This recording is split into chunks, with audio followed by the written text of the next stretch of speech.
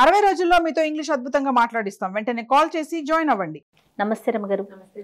రమగారు, మనము నోవెల్స్ చెప్పుకుంటూ ఉన్నాం, మధ్యలో కొంచెం గ్యాప్ వచ్చింది కదా, ఏదైనా మంచి నావెల్ చెప్తారా? మరీ పాత నావెల్ కాదు, ఇవాళ తీసుకున్నది ఇంచుమించు 90s లో వచ్చింది. ఓకే. దొరసాని. దొరసాని సినిమా కూడా ఉంది రమగారు. ఇది ఇటీవల కాలంలో వచ్చింది కదా. ఆ సినిమాలో ఏమో ఆ అమ్మాయి ఏదో ఒక రాజుగారు అమ్మాయి, ఒక జమీందారు కూతురు. ఇది అది కాదు. ఓకే. ఒక చక్కటి అందమైన అమ్మాయి కథ. చెప్పండి చెప్పండి. ఈ రైటర్ ఎవరంటే రెంటచింతల మీనా ఆవిడ పేరు. ఈ కథ రాసేసరికి ఆవిడ చిన్నవారే, పెద్ద ఏజ్ ఉన్న ఆవిడేం కాదు. 20-30 మధ్యలో ఉండుంటాయేమో అనుకుంటున్నాను. నిన్నంతా మీరు మాట్లాడుతూ ఉన్నారు, టెక్స్ట్ చేస్తూ ఉన్నారు, ఆవిడేనా? అవును. ఓ సూపర్. నేను ఒక 5-6 రోజుల క్రితం మెసేజ్ పెట్టా, ఈ నావెల్ చెప్పాలనుకుంటున్నాను, మనసులోని మనసు చేసినట్టుగా చేస్తాను అని. అయితే ఆవిడ వారం నుంచి చూడలేదు. నిన్న నేను ఇక్కడ స్టూడియోలో అన్నారు కదా, చేయండి మీరు ఎలా చేస్తారో నాకు కూడా ఇంట్రెస్టింగ్ గా ఉందని చెప్పారు. అయితే ఈవిడతోటి మాట్లాడడం కుదిరిందనమాట. ఇది స్వాతిలో సీరియల్గా వచ్చింది. వస్తే చివరి ఎపిసోడ్ మిస్ అయ్యా నేను. కథ నాకు నచ్చింది. మామూలుగా మనకి ఒక వివాహ బంధం మీద, వైవాహికమైన వ్యవహారం మీద ఒక నమ్మకం ఉంటుంది. ఇష్టం లేకుండా పెళ్లి చేసుకున్న క్రమంగా పెళ్లిలో అడ్జస్ట్ అవుతారు పీపుల్. మనం అలాంటివి చూస్తాం కదా. పెళ్లికి ముందు నువ్వంటే నాకు ఇష్టం లేదు, లేదా పెళ్ళి అవ్వగానే కూడా మా అమ్మా నాన్నల బలవంతంతో పెళ్లి చేసుకున్నాము అన్న వాళ్ళు క్రమంగా సంసారంలో పడిపోతే మన చుట్టాల్లో వాళ్ళల్లో కనిపిస్తూ ఉంటారు. అవునవును. అయితే ఈ కథలో ఏంటంటే ఇష్టం లేకుండా ఏదో ఒక తొందరపాటికి లోనే పెళ్లి చేసుకుని అమ్మాయికి నువ్వంటే నాకు ఇష్టం లేదని చెప్పి మెల్లిగా ఆ వివాహ బాంధవ్యానికి లోబడిపోయిన ఒక అబ్బాయి అమ్మాయి కథ. మంచి ఇందులో ఒక చిన్న రొమాంటిక్ ఇది ఉన్నది, కానీ అది గట్టిగా చెప్పబడదు, ఒక సాఫ్ట్గా వెళ్తుంది అనమాట.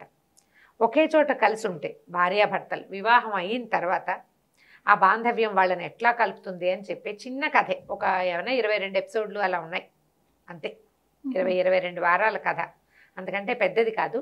వారం వారం వెయిట్ చేసేదాన్ని బాగా నేను. 90s లో వచ్చింది. రమగారు, ఇప్పటికీ స్వాతిలో ఇలా సిరీస్ వస్తున్నాయా రమగారు? సీరియల్స్ ఇప్పుడు మధుబాబు గారిది కూడా ఏదో నడుస్తుంది ఇప్పుడు, నల్ల త్రాచో ఏదో. ఎక్కడైనా ఓసారి పుస్తకం కనబడితే చూస్తుంటాను నేను. ఇప్పుడు చదవట్లా. అప్పుడు ఏం చేసేదాన్ని అంటే రోజువారీ పుస్తకాలు తెచ్చిచ్చేందుకు ఒక అతను వస్తుండేవాడు. నెలకి ఇంత డబ్బులు కట్టేవాళ్ళం. ప్రతిరోజు వీక్లీ ఏదో ఒక వీక్లీ చతుర, విపుల అవి వచ్చేవి, స్వాతి మంత్లీ వచ్చేది, స్వాతి వీక్లీ, ఆంధ్రజ్యోతి, అప్పుడు పుస్తకాలు ఉండేవి, నవ్య, తర్వాత ఏమో పల్లకి అవి కూడా వచ్చేవి, హాసం అనే ఒక పత్రిక అట్లా వస్తూ ఉండేవి. ఇప్పుడు ఒక 8 ఏళ్ళుగా ఆ మనిషి కుదరలేదు. నేను కూడా ఏవేవో రకరకాల వేరే వ్యవహారాల్లో పడిపోయి రెగ్యులర్ వీక్లీలు చదవటంలో. అయితే మీనా గారు కొంతకాలం క్రితం నాకు ఫేస్బుక్లో కలిశారు. నేను ఫేస్బుక్ పెట్టేసరికల్లా ఆవిడ రెస్పాండ్ అయ్యారు, నన్ను చూస్తున్నానని చెప్పారండి. ఇప్పుడు పెద్దగా కథలు అవి రాయట్లేదు, తక్కువ రాస్తున్నారు. రాస్తూ ఉండండి బాగుంటుందని అడిగాను, కానీ తర్వాత పెద్దగా ఆవిడతో నేను మాట్లాడలే. చాలా రోజుల తర్వాత నేను మెసేజ్ పెట్టి ఆవిడకి అన్నారు. సూపర్, బాగుంటుంది కథ, ఇప్పటికి కూడా దొరుకుతుంది. దొరసాని పేరుతోటి, రెంటచింతల మీనా ఆవిడ పేరు. మీనా రెంటచింతల పేరుతోటి మీరు మనం ఫేస్బుక్లో కూడా వారిని చూడొచ్చు. స్క్రిప్ట్లో ఈ పుస్తకం దొరికింది నాకు. స్క్రిప్ట్ అనే యాప్ ఉంది, అది ఒక 4 రోజులు మనం ట్రై చేయొచ్చు, ఫ్రీ ట్రయల్ ఇస్తాడు. 4 రోజుల తర్వాత మనం బ్యాంక్ అకౌంట్ అన్ని అటాచ్ చేసేయాలి. నెలకి ఇంతని కట్ అవుతుంది. రెగ్యులర్గా ఏవో ఒక నావెల్స్, పుస్తకాలు పాతవి చదివేందుకు ఒక అవకాశం. ఆన్లైన్ చదవటమే, నేను చదువుతున్నా కదా. ఇప్పుడు ఆన్లైన్ చదవటం మీద నాతో డిస్కషన్ పెట్టకండి, నాకు వేరే అవకాశం లేదు, అందుకని అవే. అయితే ఈ స్క్రిప్ట్లో దొరికిన పుస్తకం, ఈ పుస్తకం దొరికాకే నేను వారితో కనెక్ట్ అయ్యాను. ఈ కథ ఏంటంటే జానకి అని ఒక అమ్మాయి. ఈ అమ్మాయి ఇంటీరియర్ డిజైనరు. అమ్మ, నాన్న, తమ్ముడు, నాయనమ్మ మంచి యాక్టివ్గా ఉంటారు. ఆవిడ బాగా ఈ పిల్లని అన్ని రకాలుగా చక్కగా చూసుకుంటారు. కథా ప్రారంభం మనకి ఎట్లా కనపడుతుందంటే, జానకి విహారీ భార్యాభర్తలు. విహారీకి GMగా ప్రమోషన్ వస్తుంది. ఇంటికి వెళ్తాడు. 2 పిల్లలు వాళ్ళకి. ఓ పిల్లాడు ఒక 4-5 క్లాసులు, 4వ క్లాసు పిల్లాడు ఒకడు, చిన్న పిల్లాడు ఒక 5 ఏళ్లవాడు, అట్లా 2వ పిల్లాడు. వాడు ఎప్పుడు పక్కింట్లో ఆడుకుంటున్నట్టుగా చూపిస్తారు. మన దగ్గర కూడా ఉంటారు, అంతే పక్కింటికి వెళ్ళిపోతారు చూపిస్తారు. ఆ రోజు రాత్రి విహారి అనుకుంటాడనమాట, తను ఆలోచిస్తాడు, 7-8 ఏళ్ల క్రితం ఈ జానకితో నేను క్షణం బతకలేను అనుకున్నాను, ఇప్పుడు జానకి లేకపోతే నేను క్షణం బతకలేనట్టుగా అయిపోయాను. కథ ఇట్లాగే మొదలవుతుంది. వీళ్ళకి పెళ్లి చేస్తారు. జానకి విహారికి పెళ్ళి అవుతుంది. పెళ్ళైన 2వ రోజే, సెకండ్ డే అత్త మావలకి అమ్మ నాన్నకి టీ తెస్తుంది జానకి. అప్పుడు విహారీ అరుపులు వినపడతాయి అమ్మాయికి. నా పెళ్ళి నా గొంతు కోసేశారు, మీరు ఇట్లా మోసం చేశారు నన్ను అని చెప్పేసి అమ్మా నాన్నల మీద చెడామడా పోట్లాడతాడు. ఏం జరిగిందో అర్థం కాదు. వాళ్ళమ్మా నాన్న వీళ్ళమ్మా నాన్న ఇద్దరి మీద అరుస్తాడు, మీరు నన్ను మోసం చేశారు, మోసం చేసి పెళ్లి చేసేశారు. ఆ అమ్మాయి అప్పుడే వచ్చేసరికల్లా అతనికి ఏం చేయాలో అర్థం కాదు. ఈ అమ్మాయిని ఏమంటాడంటే, చీ నీ మొహం నేను చూడను, నువ్వంటే నాకు పరమసహ్యం అంటాడు. పిల్ల బిక్క చచ్చిపోతుంది, ఏం చేయాలో అర్థం కాదు, అసలు ఏం జరిగిందో తెలియదు. అతను వెళ్ళిపోయాక వాళ్ళమ్మా నాన్న వీళ్ళమ్మా నాన్న ఇద్దరు అమ్మాయికి చెప్తారు. వీళ్ళమ్మా నాన్న కూడా తెలుసు ఇతనికి ఇంతకు ముందే ఒక అమ్మాయితో ప్రేమ వ్యవహారం ఉంది, కళ్యాణి ఆ అమ్మాయి పేరు. అయితే ఆ అమ్మాయి నుంచి తప్పించారు ఇతన్ని అమ్మా నాన్న ప్లాన్డ్గా తప్పించి ఈ అమ్మాయిని ఇచ్చి పెళ్లి చేశారు. ఏమని చెప్పారు అని అడిగింది. ఈ అమ్మాయి ఏంటంటే మితభాషి, కొంచెం తక్కువ మాట్లాడుతుంది. ఏమని చెప్పారు అంటే, అమ్మాయికి బ్రెయిన్ ట్యూమర్ అని చెప్పాం, అమ్మాయికి ఏదో హెల్త్ ఇష్యూస్ ఉన్నాయి. అంతకుముందే వీళ్ళిద్దరికి చాలా గొడవలు ఉన్నాయి. ఎవరికి? కళ్యాణికి విహారికి గొడవలు ఉన్నాయి. ఈ అమ్మాయికి బ్రెయిన్ ట్యూమర్ అని తెలిసాక అయితే ఈ అమ్మాయి ఏమనుకుంటుంది, బ్రెయిన్ ట్యూమర్ అని తెలిస్తే ఇంకా అమ్మాయిని సపోర్ట్ చేయాలి కానీ వీడు పెళ్లి చేసుకోవటం ఏమిటి అనిపిస్తుంది ఈ పిల్లకి. అక్కడ జరిగిన వ్యవహారాలు ఏంటో వాళ్ళకి తెలీదు, ఈ అమ్మాయికి సరిగ్గా తెలియదు. అక్కడి నుంచి వాడు గట్టి గట్టిగా అరిచాడు కదా, నువ్వంటే నాకు అసహ్యం, నీ మొహం నేను జన్మలో చూడను అన్నాడు. అమ్మాయికి ఏం చేయాలో తెలీదు. వాళ్ళ అమ్మ నాన్న ఏమంటారు, ప్రేమంగా సర్దుకుంటుంది అనుకున్నాము, మెల్లిగా చూద్దాం, నీకు ఇష్టం లేకపోతే డివోర్స్ తీసుకుంది. కానీ ఆ మాట అంటే నిన్న పెళ్ళయింది, ఇవాళ డివోర్స్ అంటే అదేదో చేయకుండా ఉండాల్సింది కదా కదా. వీడు ఇట్లా రియాక్ట్ అవుతాడు అనుకోలేదు. పెళ్ళైన 2వ రోజే వాడికి నిజం తెలిసిపోయింది అబ్బాయికి.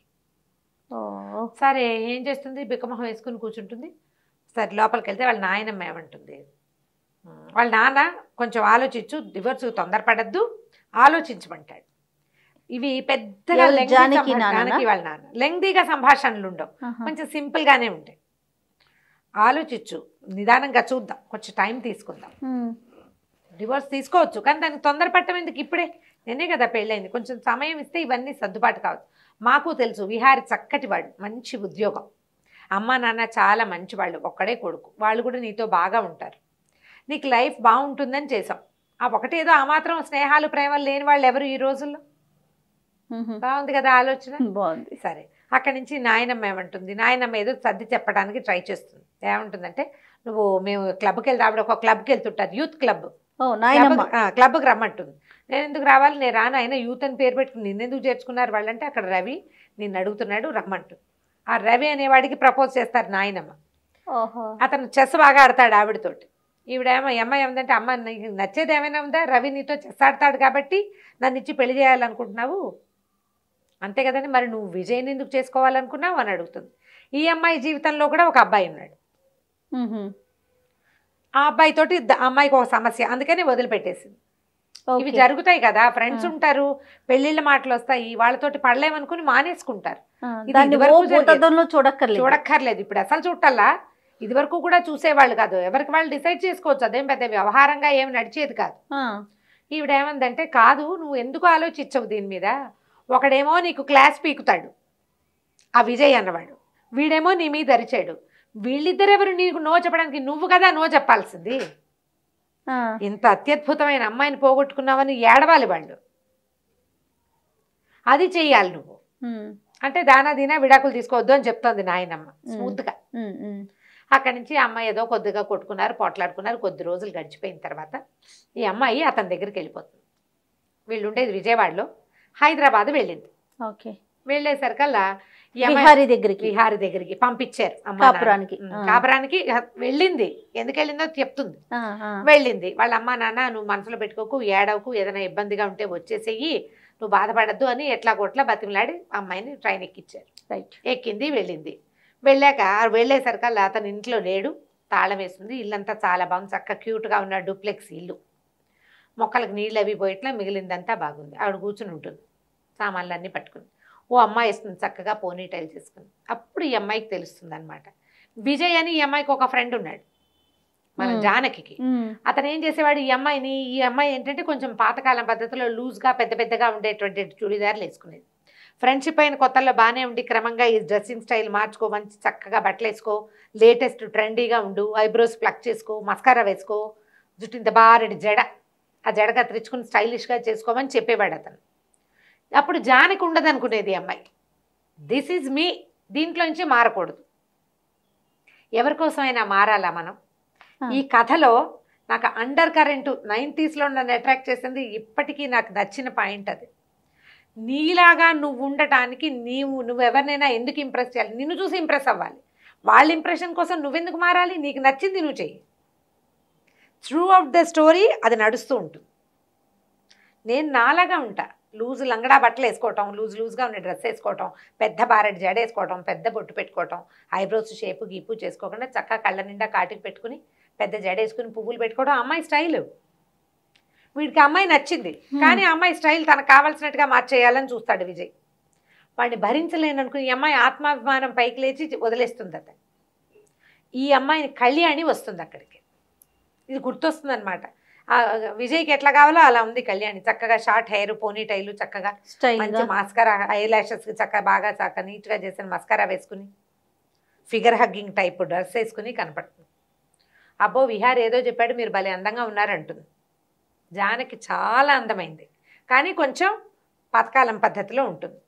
అమ్మాయి చీర జడ అవన్నీ కూడా కాస్త కన్జర్వేటివ్ మోడ్లో ఉంటాయి.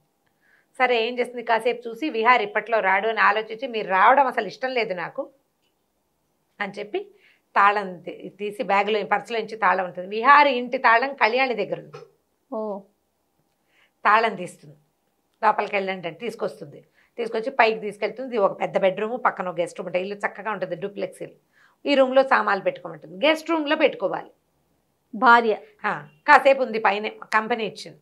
విహార్ వచ్చాడని పరిగెత్తుకుంటూ కిందకి వెళ్తుంది కళ్యాణి. పైకి అతన్ని పైకి వచ్చి ఎందుకు వచ్చావు అని పోట్లాడతాడు. నువ్వు ఎందుకు వచ్చావు, నీకు నాకు సంబంధం లేదని చెప్పేసా కదా, నీ మొహన్ నాకు గిట్టదని చెప్పే కదా, ఎందుకు వచ్చావు అంటాడు. నేను వచ్చాను, నా అంతటి నేను వచ్చాను, నా అంతటి నేను వెళ్ళేదాకా నేను ఇక్కడే ఉంటానని చెప్పేస్తుంది. వాళ్ళను నేను నీ భార్యని, నా పని మీద వచ్చాను, నువ్వు పిలిస్తే రాలా, ఇప్పుడు ఇప్పటిదాకా మీదే ఇల్లు, నేను నీతో నా పెళ్ళి సేఫ్గా ఉన్ననాళ్ళు ఇది నా ఇల్లు కూడా వెళ్ళంటుంది. అతను కాస్త ఆ కళ్యాణితో కలిసి బండి మీద వెళ్ళిపోతాడు. ఈ అమ్మాయి ఇల్లు వాకిలి కొంచెం చూసుకుని చక్కగా ఇల్లు బాగుంది, అమ్మాయికి శుభ్రాలు బాగా పని చేసుకుంటుంది, ఎంతసేపు పని చేస్తుంది. మొక్కల్లో నీళ్ళు పోసుకోవడం, అన్నీ నీట్గా సర్దటం, పని దులుపుకోవటం, ఆ గోల్ చాలా ఎక్కువ. స్టార్టింగ్ నుంచి చివరి దాకా చూపిస్తూనే ఉంటారు అది కథలో. అమ్మాయి పని చేస్తుంది అని అంతా చూసుకుంటుంది. తిండికి ఏముందో చూసుకుని ఏదో బ్రెడ్ పెట్టుకుని తింటుంది, పైకి వెళ్ళి పడుకుంటుంది. చీకటి పడ్డాక రాత్రి అయ్యాక అతను వస్తాడు, ఏదో వండుతాడు, కిందకు వచ్చి చూస్తుంది, కంచం పడేస్తాడు తినమని. అమ్మాయి ఉంది కదా మరి, ఏ పెద్దగా తిందు, పడుకుంటుంది. ఒక రోజు గడుస్తుంది, 2 రోజులు గడుస్తాయి. ఈ అమ్మాయి ఎందుకు వచ్చింది, ట్రాన్స్ఫర్ అయిపోయింది. ఈ అమ్మాయి ఏం చేసింది, పెళ్లి కుదిరిపోయింది, పెళ్ళి అయిపోతుంది కదా అని హైదరాబాద్ ట్రాన్స్ఫర్ పెట్టుకుంది. వాళ్ళ కంపెనీ ఇక్కడ ఉంది, అక్కడ బ్రాంచ్లో పనిచేసేది, ఉద్యోగం చేసే అమ్మాయి. మరి అమ్మాయి ఫ్యాషన్ డిజైన్, ఏమంటారు దాన్ని, ఇంటీరియర్ డిజైనర్. ఓకే, ఆర్కిటెక్చర్ చదువు ఉంటుంది బహుశా, డిజైనింగ్ చేస్తుంది ఇళ్ళు. ఇక్కడ బ్రాంచ్లో చేరాలి. ఇంకా సెలవు ఉంది, సెలవు అయ్యాక ఈ లోపల అలవాటు అవుతుంది, కాస్త ఇంట్లో ఉండి అలవాటు చేసుకుని ఆఫీస్కి వెళ్ళాలి. సరే ఇంకేం చేస్తాడు, భార్య వచ్చేసింది. ఈ లోపల ఏమవుతుంది, ఇతను ఒక కెమికల్ కంపెనీలో పనిచేస్తాడు, చాలా మంచి పోస్టులోనే ఉంటాడు. అయితే మేనేజర్ ఆయన ఎండి పిలుస్తాడు, మీ ఆవిడ వచ్చింది కదా, నువ్వు పెళ్ళాన్ని మా ఇంటికి తీసుకురమ్మంటాడు భోజనాన్ని. ఆయన రాఘవరత్న ఆయన పేరు. ఆయన భార్య కుమారుడు ఉంటారు, కూతురు కూడా ఉంది, కూతురుని చూపించారు కథలో. భోజనానికి తీసుకురమ్మంటే సరే ఏం చేస్తాడు మరి, ఈ అమ్మాయి పెళ్ళయింది, ఈ అమ్మాయి వచ్చింది, అవన్నీ ఆయనకు తెలుసు. సరే వాళ్ళ ఇంటికి తీసుకెళ్తాడు, అడుగుతాడు రమ్మ వస్తావా అని. సరే చక్కగా తయారవుతుంది. ఆ అమ్మాయి ఉంది, పట్టు చీర కట్టుకోవటం అవన్నీ స్టైలు. నేను ఫ్యాషన్ పరేడ్కి వచ్చినట్టు వస్తున్నావు, అలా కాదంటాడు. మరి ఇప్పుడు చీర మార్చుకోవాలంటే టైం లేదు. వాళ్ళ ఇంటికి తీసుకెళ్తాడు. ఇంటికి తీసుకెళ్లేసరికి అలా వాళ్ళు విపరీతంగా ఇంప్రెస్ అవుతారు. అమ్మాయితోటి ప్రేమలో పడకుండా ఎవరూ ఉండలేరు.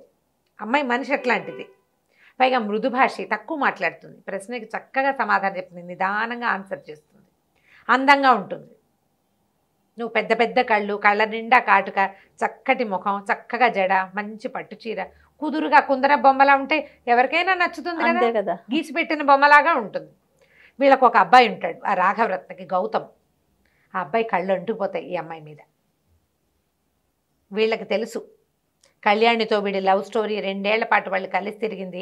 కళ్యాణ్ని వదిలేసి ఈ అబ్బాయి, ఈ విహారి జానకిని పెళ్లి చేసుకున్నది వాళ్ళకి తెలుసు. ఆ జానకి పేరు వాళ్ళకి చాలా నచ్చుతుంది. పైగా అమ్మాయి ఇంట్లో ఉన్న సామాన్లన్నీ పక్కగా ఏవేవి ఎక్కడైనా ఉన్నాయి అంటే డిజైనర్ కదా. అప్పుడు అతను చెప్తాడు, ఈ అమ్మాయి డిజైనర్ అనేసరికి వాళ్ళకి ఇంకా ఎంత నిదానంగా కన్జర్వేటివ్గా ఉన్న అమ్మాయి ఫ్యాషన్ డిజైనర్ అనుకోండి, ఇంటీరియర్ డిజైనర్ అంటే వాళ్ళు ఇంకా స్టైలిష్గా ఉండాలి. కన్జర్వేటివ్గా ఉన్న అమ్మాయి, ఆ అమ్మాయి చేసే వర్క్, ఇవి రెండు వాళ్ళని ఆకర్షిస్తాయి. అక్కడి నుంచి కొద్ది రోజులు ఇట్లా గడుస్తుంది. పెద్దగా వీడేమంటుంది, మీరు ఎలా పని చేసుకుంటున్నావు ఏంటి అని అడుగుతారు. నేనే చేసుకుంటాను, పని మనిషి లేదంటే ఒక అమ్మాయింది పంపిస్తానంటారు. మర్నాడు పొద్దున ఒక కాంతమ్మని ఒక పని అమ్మాయిని పంపిస్తారు. ఓ 40-50 ఏళ్ళు మధ్యలో. ఆవిడ వచ్చి ఇక్కడ వీళ్ళ ఇంట్లో స్థిరపడుతుంది. వద్దంటారు. 400 జీతం అంటే చాలా ఎక్కువ. 90s లో 400 ఎక్కువ. మా 90s లో మేము కూడా మా పని మనిషికి 100 రూపాయలు ఇచ్చేవాళ్ళం. 100 చాలా ఎక్కువ.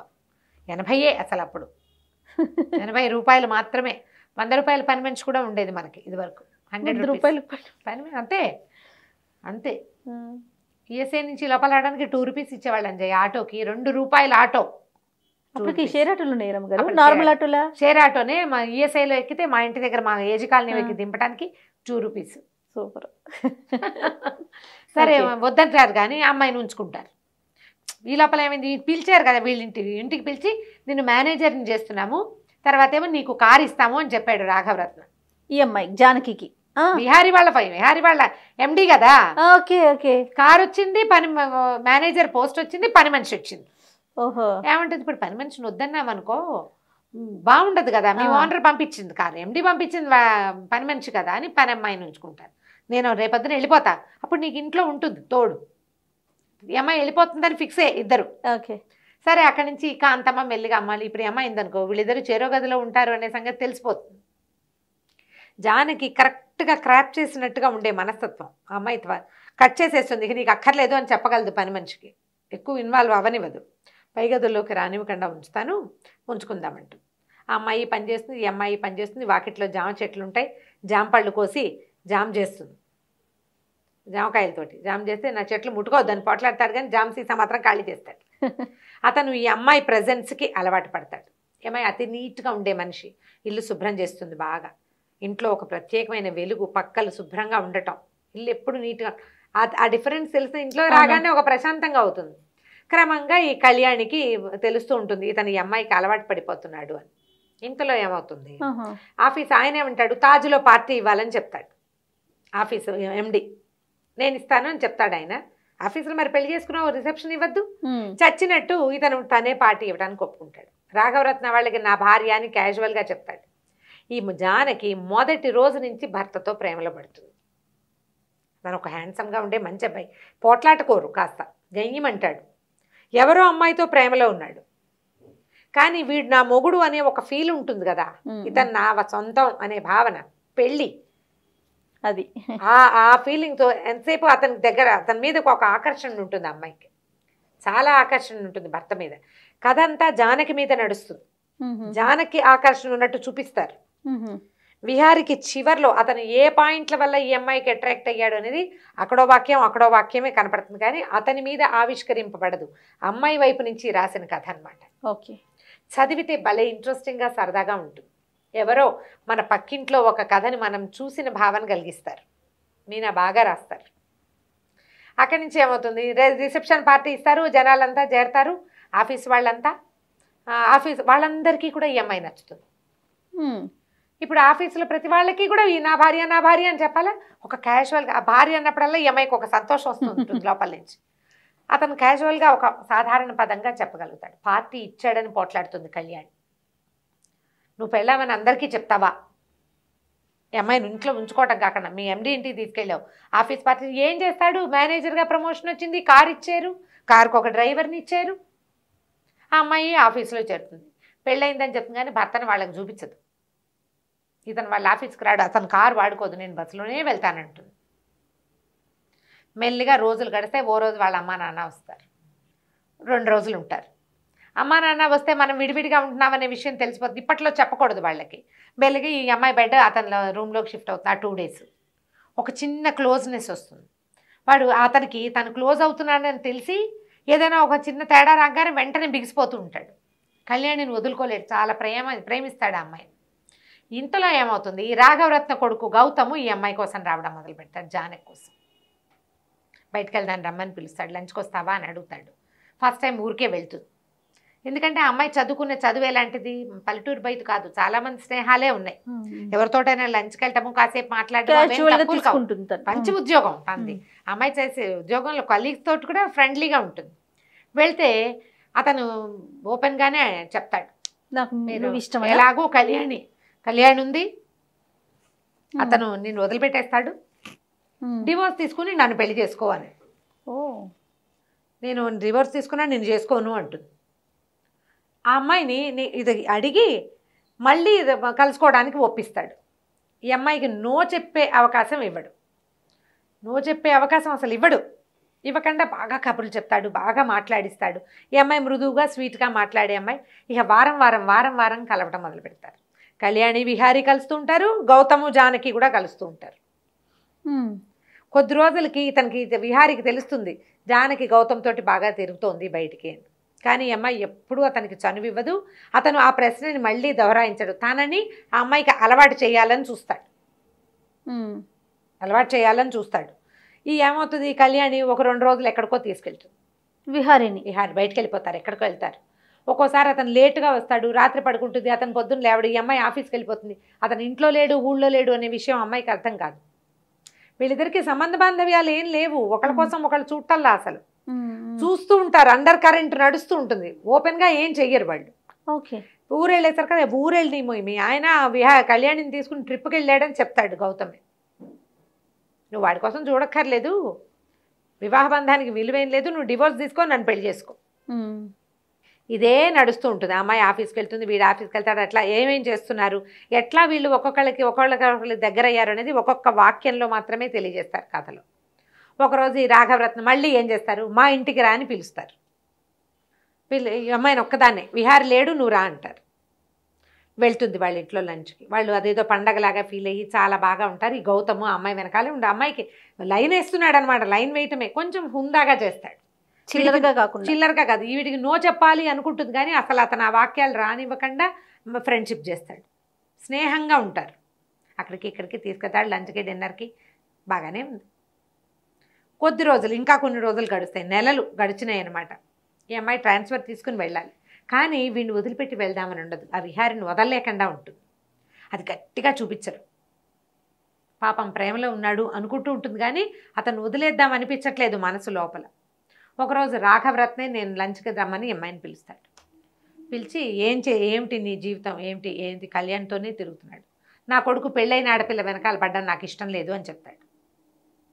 మీ అబ్బాయికి చెప్పాలిగా ఆ మాట అనుకుంటుంది. పెళ్ళైన ఆడపిల్ల వెనకాల పడద్దంటే అతను ఏంటంటే ఈ అమ్మాయి డివోర్స్ తీసుకుంటుంది, ఈ అమ్మాయిని తను సొంతం చేసుకోవాలని చూస్తాడు.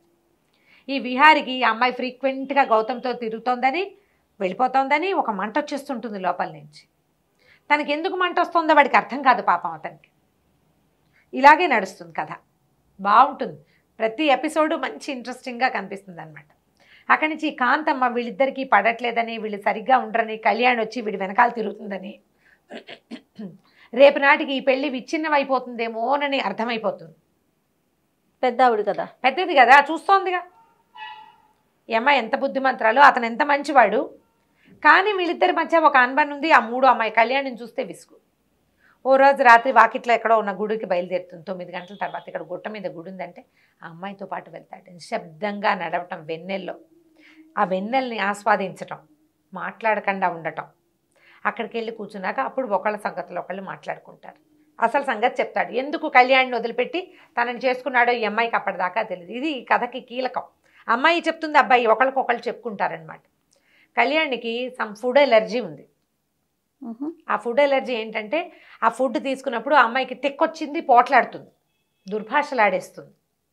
ఎందుకు అమ్మాయి ఇరిటేట్ అవుతుందో అమ్మాయికి తెలీదు, ఎవరికీ అర్థం కాదు. ఆ అమ్మాయి ఒక సైక్రియాటిస్ట్ అపాయింట్మెంట్ తీసుకుంటే సైక్రియాటిస్ట్ రకరకాల టెస్టులు అవి ఇవి చేసిన తర్వాత ఫుడ్ ఎలర్జీ కారణమని కనిపెట్టాడు. ఎప్పుడు వీడితో పోట్లాడుతుంది, అన్నిటికీ విసుకుంటుంది, ఎంతసేపు అలుగుతుంది, ఏడుస్తుంది, నీ మొహం నేను చూడంటుంది, నా మొహం నువ్వు చూడద్దంటుంది, మళ్ళీ వచ్చేస్తుంది మామూలుగా. ఆ ఫుడ్ పొట్టలోంచి బయటకు వెళ్ళిపోయాక మళ్ళీ మామూలు అయిపోతుంది. అయితే ఈ సమయంలో ఏమైంది, అమ్మాయికి సైకాలజిస్ట్ దగ్గరికి, డైటీషియన్ దగ్గరికి అలా తిరుగుతూ ఉంటుంది. కానీ ఇతనికి నిజం చెప్పాల, సిగ్గుపడిందిట అమ్మాయి. సిగ్గుపడి చెప్పలేదు. చెప్పక ఇప్పుడు ఫుడ్ ఎలర్జీస్ని ట్రై చేయాలంటే మనం తినేవన్నీ ఈ పదార్థాలన్నీ తీయాలి కదా, ప్రతిదీ ట్రై చేసి వస్తుందా రావట్లేదో చూసుకోవాలి. ఈ ట్రయల్స్లో ఇతనితోటి కొంచెం తగ్గించుకుంటుంది. ఈ సందట్లో ఆ అమ్మాయి ఒక సైకాలజిస్ట్ దగ్గరికి, ఒక సైకియాట్రిస్ట్ దగ్గరికి వెళ్తున్నది వీళ్ళ అమ్మా నాన్న చూశారు. వీళ్ళిద్దరికి కొట్లాటలుగానే ఉంది. ఆ అమ్మాయికి బ్రెయిన్ క్యాన్సరో బ్రెయిన్ ట్యూమరో అని చెప్పారు. ఇతను నీకు బ్రెయిన్ ట్యూమరా, బ్రెయిన్కి సంబంధించిన జబ్బు ఉందా అని నిలదీసి అడిగినా ఆ అమ్మాయి నిజం చెప్పదు. ఎందుకు నిజం చెప్పలేదు అని పెళ్ళైన రోజుని అతనికి పెళ్ళని అమ్మాయికి తెలిసింది. ఏడుస్తూ ఫోన్ చేసింది, ఇది నా సమస్య, ఇప్పుడు చాలా మటుకు క్లియర్ అయిపోయింది 99%. అంతా క్లియర్ అయ్యాక నీకు చెప్పాలనుకున్నాను, ఈ లోపల నువ్వు తొందరపడిపోయావని ఏడిచి మొత్తుకుంది. నీకు బ్రెయిన్ ట్యూమర్ అని మా అమ్మ నాన్న చెప్పారంటే, కాదు నేను వెళ్ళిన సైకాలజిస్ట్ దగ్గరికి, ఇదిగో అని పెళ్ళైన రోజు రాత్రో తర్వాత మొత్తం ప్రూఫ్స్ చూపించేసి. వీళ్ళమ్మ వాళ్ళేంటి, అతని తల్లిదండ్రులు ఆ పిల్లవాళ్ళకి నచ్చల, దాని స్టైలు, దాని వేషం, దాని అలకలు, దాని దురుసు ధోరణి, యాటిట్యూడు వీళ్ళకి నచ్చలేదు. వాళ్ళకి ఒకే పిల్లాడు, కుదురుగా ఉన్న పిల్లని చేయాలనుకున్నారు. తమ ఫ్రెండ్ కూతురునిచ్చి చేయాలన్న ఉద్దేశంలో ఉండి ఈ పిల్లని తప్పించారు. ఇది అందరూ సహజంగా అమ్మా నాన్న చేసేది. అందరు అమ్మా నాన్నలు చేస్తారు. ఆడపిల్లల విషయంలోనూ చేస్తారు, మగపిల్లల విషయంలోనూ చేస్తారు. కళ్యాణి నన్ను నమ్మలేకపోయింది, నాకు నిజం చెప్పలేదు, దాంతో నేను తనని మిస్ అయ్యాను. 2 సంవత్సరాల నుంచి ప్రేమలో ఉన్నాం మేము. ఇప్పటికే అమ్మాయి అలుగుతుంది, మాట్లాడకన్నాడు. అతివాగుడు కాయ, జానకి నిదానంగా ప్రవహించే నది. అందులోకి దిగితే కానీ దాని మాధుర్యాన్ని అనుభవించడం మనకు తెలియదు, ఎవరికీ తెలియదు. ఈ అమ్మాయి ఏం చెప్తుందంటే, విజయ్ ఉన్నాడు నాకు కూడా, కాకపోతే అతనితో స్నేహం ఉన్నది. నేను ఏనాడు అతనితో కంఫర్టబుల్గా లేను. చాలాసార్లు నన్ను ప్రపోజ్ చేసినా నేను నన్ను ముట్టుకొని కూడా ముట్టుకొని ఇవ్వలే. నాకు అలవాటు లేని వ్యక్తులు, అసలు కొత్త వాళ్ళు నన్ను ముట్టుకుంటారు, వాళ్ళు నన్ను టచ్ చేస్తారన్న భావనే నాకు కంఫర్టబుల్గా ఉండదు. ఒక్కొక్కళ్ళకి చిన్నతనాల్లో అలాంటివి ఏర్పడతాయి. అతను ఎంతసేపు నన్ను మార్చడానికి చూస్తాడు, డ్రెస్ మార్చుకో, అది మార్చుకో, ఇది మార్చుకో. నేనుగా ఎందుకు ఉండకూడదు? మా అమ్మ నాన్నలకి విజయ్కి నచ్చలేదు, నేనేదో ఒకరోజు వాడిని వీటో చేస్తానని భావించారు. వాళ్ళు టైం కోసం వెయిట్ చేశారు. నేను వీళ్ళ సంబంధం వచ్చింది అనగానే అది వదిలేసి పెళ్ళికి తిరిగాను. నీతో పెళ్ళైతే ఈకు ఇలా వచ్చింది అని చెప్తుంది. ఒకళ్ళదొకళ్ళు చెప్పుకున్నాక వాళ్ళకి అర్థమవుతుంది. ఈ అమ్మాయి అలగదు, పోట్లాడదు, ఏదైనా విషయం ఉంటే క్లియర్గా చెప్తుంది. అతను ఆ అమ్మాయి ఎలా ఉందో అలా తీసుకుంటాడు, కానీ అమ్మాయిని మార్చాలని చూడు. తన పద్ధతి అది. క్లీన్గా ఉంటుంది, నీట్గా పని చేసుకుంటుంది, ఎప్పుడూ పని చేసుకుంటుంది, తన పని తను చేసుకుంటుంది, తన డ్రెస్సింగ్ తనది, అవి బాగుంటాయి. మొట్టమొదటి రోజున తను నల్లటి పట్టుచీర కట్టుకుని రాఘవరత్న ఇంటికి వెళ్ళడానికి రోజున తను చూసి స్టన్ అయిపోయాడని తెలుస్తుంది అమ్మాయికి. Fraction of seconds. ఎంత స్టన్నింగ్గా ఉన్నా అతనికి అలవాటైన అమ్మాయి ఉంది కదా, సరే మళ్ళీ కొంచెం సర్దుకుంటారు. ఈ లోపల ఈ గుళ్ళో నుంచి తిరిగి వచ్చేసరికల్లా మర్నాడు రేపు మళ్ళీ పగటిపూట వెళ్దామని చెప్తాడు గుడికి. పగలు గుడికి బయలుదేరేసరికి కళ్యాణ్ వచ్చేస్తాం. అమ్మాయికి కొంచెం కొంచెంగా తెలుస్తాయి. ఎంతసేపు జానకి జపం చేస్తున్నాడు. జానకి అది చేస్తుంది, జానకి ఇది చేస్తుంది, జానకి అలా చేస్తుంది, జానకి ఇలా చేస్తుంది. నువ్వు జపం చేస్తున్నావు అని చెప్తుంది. ఎక్కడికో వెళ్ళడానికి తాళాలు తీసుకుంటాను రమ్మంటుంది. ఇతనికి వెళ్ళటం ఇష్టం లేదు. రోజులు ఇట్లా తాపీగా గడుస్తాయి. ఒకరోజు గౌతమ్ని అవాయిడ్ చేయటం మొదలుపెట్టి, ఈ రాఘవరత్నం చెప్పాడుగా పెళ్ళైన పిల్లతో మా అబ్బాయి తిరగడం ఇష్టం లేదని ఇతన్ని అవాయిడ్ చేయడానికి ట్రై చేస్తుంది. జానకి రానంటుంది. రాననేసరికల్లా వాడు పోట్లాడేస్తాడు వచ్చి. అతను పోట్లాడితే అమ్మాయి ఏమంటుంది, ఎందుకు మన ఫ్రెండ్షిప్ని పాడు చేస్తావు, నువ్వు నేను ఫ్రెండ్లీగా ఉన్నావు, దీనికి చివరి మార్గం ఏమిటి, మన ఇద్దరం పెళ్లి చేసుకోవటమేనా, స్నేహానికి పరాకాష్ట పిచ్చేనా, స్నేహంగా ఉండకూడదా మనం, దాన్ని పాడు చేయొద్దు, మన ఇద్దరం ఫ్రెండ్లీగా ఉన్నాం, ఫ్రెండ్లీగా ఉంచు, అంతేగాని పెళ్ళి కాదు, నేను నిన్ను పెళ్లి చేసుకుంటానని ఒక్కసారి కూడా నీకు చెప్పలేదు, నువ్వు నన్ను పిచ్చివాడిని చేసావు, అలా చేసావు, ఇలా చేసావు అని తిట్టిపోస్తాడు, చాలా గొడవ చేస్తాడు. ఏ గొడవకి అమ్మాయి సమాధానం చెప్పదు. ఒకవేళ విహారికి విడాకులు ఇచ్చిన నిన్ను నేను చేసుకోను అని చెప్పు, నేను పెళ్లి చేసుకోను, అసలు నాకు ఆ ఉద్దేశం లేదు, ఇస్తానా ఇవ్వనా అనేది నా స్వవిషయం, నీకేం తెలుసు, విహారి తిరుగుతున్నాడు, విహారి తిరిగినా సరే నేను విడాకులు తీసుకుంటానో తీసుకోనో కూడా నా స్వవిషయం, అందులో నీకు సంబంధం లేదు, నువ్వు నన్ను పిచ్చివాడిని చేసావు, నీ వెనకాల తిప్పుకున్నావు, వాడికి కుళ్ళు తెప్పించడానికి నువ్వు నాతో తిరిగేవంటాడు. అలాగే అంటారు కదా, వాడు అమ్మాయితో తిరుగుతున్నాడని వాడికి శాస్తి చేయడానికి నువ్వు నన్ను వాడుకున్నావు అంటాడు. నేను నిన్ను వాడుకోవాలా, కేవలం ఫ్రెండ్షిపే చేశాను నీతో, కాదు కూడదు, కొంత డిస్కషన్ అవుతుంది. ఈ కళ్యాణిని వదిలించేసుకోవాలనుకుంటాడు. ఇద్దరు కలిసి, ఆ అమ్మాయి ఏమో తన ఆఫీసర్తో లంచ్కి వెళ్తుంది, కళ్యాణి వీడు ఇద్దరు వస్తారు, ఇంకొక బల మీద కూర్చుంటారు. ఎంతసేపు ఆ అమ్మాయిని చూస్తుంటాడు. కళ్యాణితో కూర్చొని జానకి మీదే ఉంటుంది అతని దృష్టి, గంధపు చెక్కలాగా కనపడుతూ ఉంటుంది, మనిషి అందంగా ఉంటుంది, ఆ కళ్ళు తిరగవు ఆమె మీద నుంచి, అలవాటైపోతుంది అనమాట. అట్లా తర్వాత తనకు నన్ను ఎందుకు పిలవలేదు అంటే ఈ అమ్మాయి కూడా నన్ను చూస్తోంది అనమాట. నాకు ఎట్లాంటి అట్రాక్షన్ ఈ అమ్మాయి మీద ఉందో అమ్మాయి కూడా అదే ఉంది అని అతనికి అర్థమవుతుంది. అయితే నేను ఊరు వెళ్తాను, నాకు టికెట్ బుక్ చేయమని చెప్తుంది. ఏమంటే కాదు, ఊరు వెళ్ళటానికి 2 రోజులు ఆగి బుక్ చేస్తానని చెప్తాడు. 2 రోజులు టైం ఎందుకు తీసుకున్నాడు అమ్మాయి కూడా అర్థమవుతుంటుంది. ఇది లా ఆఫ్ అట్రాక్షన్ అంతే. ఆ కథలో ఉన్న అండర్ కరెంట్ ఏంటంటే ఒక చోట ఉండటం కనుక మొదలు పెడితే, ఒకళ్ళ పద్ధతులు ఒకళ్ళని ఇంప్రెస్ చేయటం కనుక మొదలు పెడితే ఆటోమేటిక్గా మిగిలినవన్నీ అట్రాక్షన్స్ అన్నీ పోతాయి. ఈ కలిసి ఉండటం సహజీవనం ఉంది చూసావా, ఇది మనుషుల్ని దగ్గరికి లాగుతుంది. ఇందులో ఇంటిమసీ లేదు, క్లోజ్నెస్ లేదు, ఎవరి జీవితం వాళ్ళది, కానీ వాళ్ళిద్దరూ కలిసి ఉంటారు. ఒక అలవాటు అవుతుంది. మనం ఇలాంటి కథలు కొన్ని చూస్తూ ఉంటాం. అలవాటు తెలుస్తుంది, ఒకళ్ళనొకళ్ళు బాగా తెలుసుకోగలుగుతారు. నాకు కావాల్సింది ఇక్కడే ఉంది అని అర్థమవుతుంది. సరే కళ్యాణికి చెప్పేస్తాడు, నేను జానకిని వదిలిపెట్టి ఉండలేను, ఆమె నన్ను విపరీతంగా ఇంప్రెస్ చేసేసింది, కాబట్టి వెరీ సారీ, నేను నిన్ను పెళ్లి చేసుకోలేను. వాళ్ళ అమ్మా నాన్న కూడా వస్తారు, కళ్యాణి వాళ్ళ అమ్మా నాన్న వస్తారు. వాళ్ళు పెళ్ళి పెళ్ళి పెళ్ళి అంటారు. నీకు పెళ్ళయిందని మా అమ్మా నాన్నకి చెప్పద్దు అని గట్టిగా చెప్తుంది. చెప్పడు, కానీ పెళ్ళికి టలా ఇస్తాడు. వాళ్ళు అడుగుతుంటే తర్వాత తర్వాత అంటాడు. ఈ జానకి ఏం చేస్తుంది, అతనికి ఆ గౌతమ్కి కూడా అర్థమవుతుంది, క్లియర్గా ఆలోచించుకుంటాడు. మా ఇంటికి వచ్చిన రోజున జానకి ఎలా మొగుడికి వేసి చూస్తోంది, అతను ఎట్లాంటి బట్టలు వేసుకున్నా ఆ భర్త మీదే ఆకర్షణ అమ్మాయికి. కొత్తగా పెళ్ళైన వాళ్ళు ఒకళ్ళనొకళ్ళు చూసుకునే చూపు విహారి చూడాల, కానీ జానకి కళ్ళన్నీ విహారి మీదే ఉన్నాయి. నన్ను చూడలేదు, నేనే పొరపాటు పడ్డాను. అమ్మాయి సామాన్యంగానే వచ్చింది, ఆ ఫ్రెండ్షిప్ చెడగొట్టుకోవటం ఇష్టం ఉండదు. ఇతన్ని అడుగుతాడు విహారికి, వాళ్ళిద్దరికీ చిన్న సంభాషణ ఉంటుంది. నువ్వు ఏం చేస్తావు, ఏదో ఒకటి చేస్తానంటాడు. జానకిని బాధ మాత్రం పెట్టద్దు, బాధ పెట్టకు, అలాంటి వాళ్ళు దొరకరు.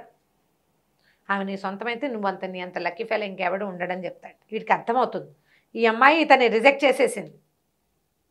పువ్వులు పంపిస్తాడు, క్షమాపణతో జానకి గారికి అని పంపిస్తాడు. ఎందుకు క్షమాపణలు అని అడుగుతాడనమాట విహారి. అడిగితే వెళ్ళి రిజెక్ట్ చేశాను, నేను అతను చేసుకునే ఉద్దేశం, ఇతనికి ఉత్సాహం వస్తుంది. ఈ అమ్మాయికి అతని మీద ఏ ఆసక్తి లేదు, తన మీదే ఉంది అని అర్థమవుతుంది. ఆ రోజు రాత్రి పరిగెత్తుకుంటూ ఇంటికి వస్తాడు. ఈ అమ్మాయికి ఆ ఇంట్లో ఉన్న కొన్ని ప్లేసులు అవి ఇష్టం, పారిజాత పువ్వులు రాలుతుంటాయి అని, మొక్కలు అవి ఇష్టపడే అమ్మాయి కదా. వాళ్ళిద్దరూ ఒకటైపోతారు. ఆ తర్వాత హాయిగా ఉంటారు. కళ్యాణి పెళ్లి చేసుకుంటుంది. ఆ కళ్యాణి పెళ్లి చేసుకుంది అనే మాట కథ మొదట్లోనే. కళ్యాణి వచ్చింది, నువ్వు అవాయిడ్ చేస్తావని అంటోంది, మీరు అంటుంది, అవాయిడ్ చేస్తున్నాడని అంటోంది. వాళ్ళ వాళ్ళని సంటిగాడి పుట్టినరోజుకి పిలుద్దామా అంటుంది. వాళ్ళతో ఫ్రెండ్షిప్ మెయింటైన్ చేస్తున్నారు వీళ్ళు హెల్దీగా. గౌతమ్ తోటి ఫ్రెండ్షిప్ మెయింటైన్ చేస్తారు హెల్దీగా. ఇవి ఫిజికల్ అట్రాక్షన్స్ తాత్కాలికమైనవి, మానసికమైన అట్రాక్షనే ఎక్కువ కాలం బతుకుతుంది. దీంతో కథ ఎండ్ చేసేస్తారు. ఎంత హాయిగా రొమాంటిక్గా సాగుతుంది, ఎక్కడా రొమాన్స్ కనపడదు మనకి. అండర్ కరెంట్ ఇది కనిపిస్తుంది. అమ్మాయిలు తమ ఆత్మాభిమానాన్ని కాపాడుకోవటం, పెళ్లి చేసుకునేటప్పుడు ఏవి తీసుకోవాలి, అసలు పెళ్ళికి కావాల్సింది ఏంటి అనే పాయింట్ మీదే స్టోరీ నడుస్తుంది. మీనా రెంటచింతల ఆవిడ రాసిన దొరసాని. చాలా బాగుంది రమ్మగారు, కూల్గా ఉంది. పుస్తకం దొరికితే చదవండి, స్క్రిప్ట్లో దొరుకుతుంది తప్పకుండా. ఇప్పుడు నేను చెప్పిన కథే కొంచెం లెంగ్దీగా ఒక 23 వారాలు ఏమో వచ్చిందని జ్ఞాపకం నాకు. చక్కగా ఉంటుంది, హాయిగా కూల్గా చదివచ్చు. భాష మన భాషే, లేటెస్ట్ సంభాషణలు కూడా కొన్ని ఉంటాయి, బ్రహ్మాండంగా ఉంటుంది. ప్రయత్నం చేసి చూడండి పుస్తకం కోసం. తప్పకుండా అండి. నమస్తే. నమస్తే.